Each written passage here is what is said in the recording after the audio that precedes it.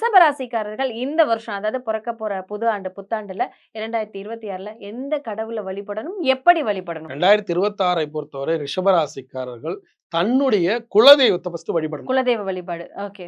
தந்தை வழி குலதெய்வம், தாய் வழி குலதெய்வம். ஏன்னா ராகு கேது பயிற்சி தந்தை வழி குலதெய்வத்தையும் தாய் வழி குலதெய்வத்தையும் டைட் பண்ணுது. எல்லாரும் என்ன பண்ணுவாங்கன்னா தந்தை வழி குலதெய்வத்தை மட்டும் வழிபடுவாங்க, தாய் வழி குலதெய்வத்தை விட்டுருவாங்க.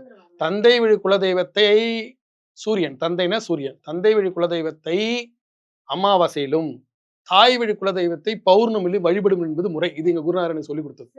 அப்படி நீங்க வந்து தாய் தந்தை இணையாமல் ஒரு குழந்தையானது பிறக்காது.